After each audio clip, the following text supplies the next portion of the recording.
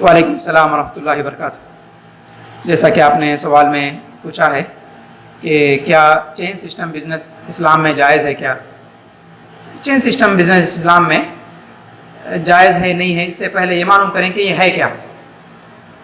جیسے مثال کے طور پر میں آپ کو ایک ایگزامپل دیتا ہوں سمجھانے کے لیے۔ خالد ایک کمپنی اوپن کیا جس کا نام ہے herbal medicine company, herbal medicine limited company مثال کے طور پر۔ اس نے یہ کیا کرے گا، اپنے 3 کسٹمر بنائے گا۔ یہ 3 کسٹمر آ کر کے خالد کی کمپنی سے دوائیاں خریدیں گے۔ ایک دوا مثال کے طور پر 10 ہزار کی ہے، تو 10,000 کی دوا وہ لوگ خریدیں گے، 10,000 کی دوا وہ لوگ خریدیں گے۔ پھر یہ 3 لوگ اپنے سے نیچے سیکنڈ لیول پہ 3 کسٹمر اس کمپنی کے بنائیں گے، اور سیکنڈ لیول کے 3 لوگ اپنے سے نیچے تھرڈ لیول کے چند لوگوں کو، 3 یا 3 سے زیادہ لوگوں کو اس کمپنی کا خریدار، اس کمپنی کے پروڈکٹ کا خریدار، اس کمپنی کے دواؤں کا خریدار بنائیں گے۔ اسی طرح تھرڈ لیول کے لوگ 4تھ لیول کے چند لوگوں کو بنائیں گے، 4تھ لیول کے لوگ اپنے سے نیچے چند کسٹمر کو بنائیں گے۔ تو 5تھ لیول کے لوگ اگر کوئی چیز خریدیں گے تو اس کا پروفٹ 4تھ کو بھی جائے گا، 3rd کو بھی جائے گا، 3rd لیول کو بھی جائے گا، 2nd لیول کو بھی جائے گا، 1st لیول کو جائے گا، پرسنٹیجلی جائے گا، نسبتاً جائے گا، تھوڑا تھوڑا کر کے اوپر سے نیچے تک جائے گا فائدہ۔ تو کیا یہ اس قسم کا بزنس حلال ہے یا حرام ہے؟ یہ بزنس حرام ہے، یہ بزنس حرام ہے۔ اس کے کئی ریزن ہیں، مگر اس کا جو اسٹرانگ ریزن، جو کہ کلیئر ریزن ہے، وہ ہے اللہ کے نبی صلی اللہ علیہ وسلم نے اس قسم کے بزنس کو حرام کیا۔ نہى النبی صلی اللہ علیہ وسلم عن ربح ما لم يضمن، عن ربح ما لم يضمن۔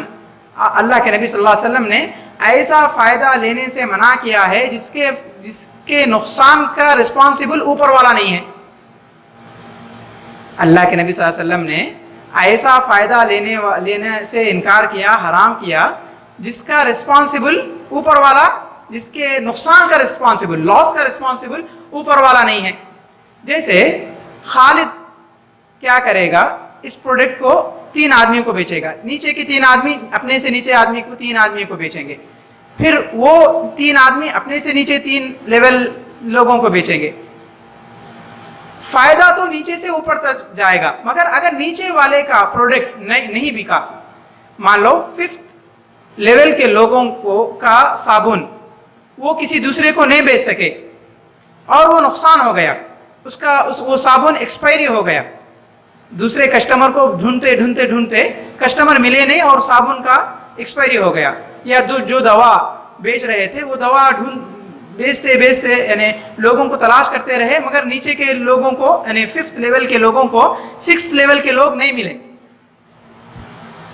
رزلٹ یہ آیا کہ وہ 5th لیول کے لوگوں کا پروڈکٹ، دوا ایکسپائری ہو گیا، اب وہ انویلڈ ہو گیا، اس دوا کو کوئی یوز نہیں کر سکتا، بیچ نہیں سکتا، خرید نہیں سکتا، کھا نہیں سکتا، استعمال نہیں کر سکتا۔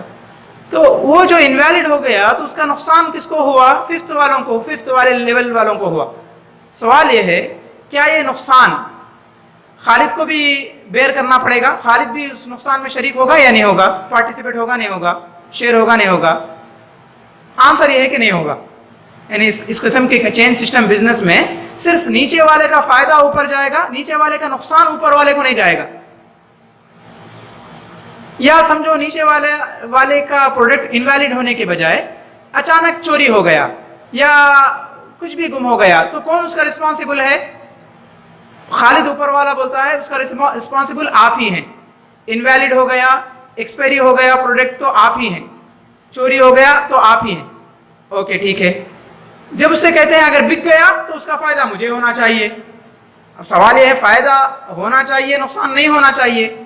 اسلام میں اس قسم کو حرام کہتے ہیں، اسی کو اللہ کے نبی صلی اللہ علیہ وسلم نے حرام کیا ہے، پروہیبٹ کیا ہے کہ نہى النبی صلی اللہ علیہ وسلم عن ربح ما لم يضمن، ایسا فائدہ لینے سے آپ صلی اللہ علیہ وسلم نے منع کیا جس کے نقصان کا رسپانسبل انسان نہیں ہے۔ اگر نقصان اور فائدہ دونوں کا رسپانسبل ہے تو ایسی صورت میں ایسا فائدہ لے سکتا ہے، اسلام میں جائز ہے۔ اس کو یہ اسٹرانگ موٹیو ہے، اس کے حرام ہونے کا اسٹرانگ ریزن ہے۔